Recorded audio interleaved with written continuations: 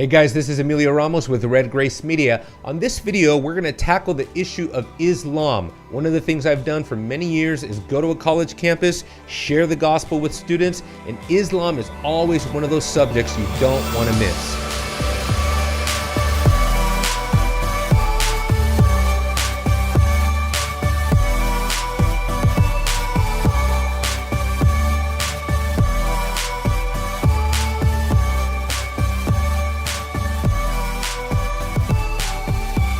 I bring my Quran every week as an illustration that you are in the conflict of worldviews and that you don't have the time you think you have, because there's a battle going on for your soul and for your mind. Islam is Exhibit A. Did you know, let me give you some statistics and see what you think. Did you know that Texas has over 250,000 Muslims already? Did you know that Texas leads the nation in mosque construction? Did you know that in the city of Plano, we had officials in the city council that were also members of ISIS? Did you know that in Garland, 2 ISIS operatives attempted to assassinate a woman by the name of Pamela Geller, and they were shot and killed by a security officer? Did you know that about what's going on in America? Did you know that right here at UNC, the MSA, Muslim Student Association, that no longer will even communicate with me because they know that I exposed them. Do you know that the MSA here on campus has more chapters in universities across America than Republicans and Democrats combined?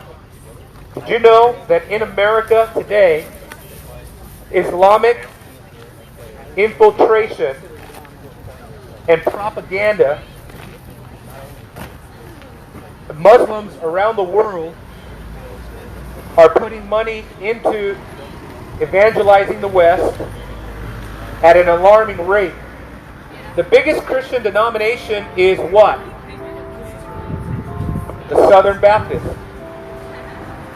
The Southern Baptist gives millions of dollars for missions all around the world, missionaries.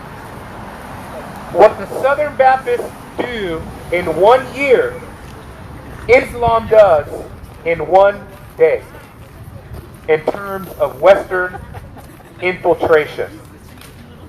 Back in 2000, year 2000, I was in London, right by Big Ben, doing evangelism at night. Surrounding the downtown area there were table after table after table after table of Muslim dawah evangelism. 24/7 Muslim evangelism. Qurans being handed out, pamphlets being handed out, 24/7, never stops, even to today. You know that in the next couple decades, the UK will no longer be the UK based on the birth rate and immigration.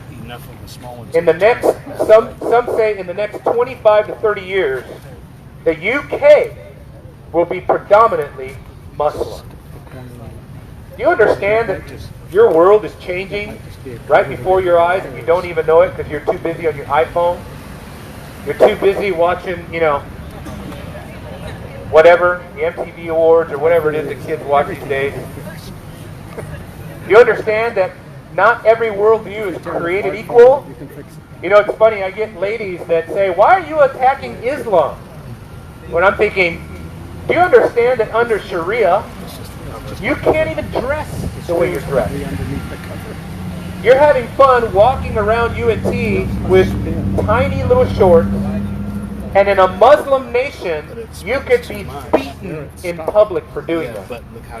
In London, there are areas, neighborhoods, entire neighborhoods, where women, European women, are not even willing to go in the neighborhoods. Why? Because the Muslim gangs have modesty police that will go into the streets, and if a woman is not dressed properly, she could be assaulted. Not all worldviews are created equal, everybody. This is where postmodernism runs out, right here. The idea that, hey, don't judge anybody. You'll find out really quick what happens with postmodernism. Once everybody is free to stipulate their own worldview, then guess what? Islam is allowed to advance their worldview. And guess what happens under Sharia? Under Sharia law, first of all, do you know that in Minnesota, the Somali population, which is now in the hundreds of thousands, the Somali population wants Sharia law over American law. I used to live in that neighborhood. He used to live in that neighborhood. Well, I've done evangelism in that St. neighborhood. And do you know what Sharia law teaches? Sharia law teaches that if you're not Muslim, you have to pay the jizya tax. We all need to be taxed for not being Muslim.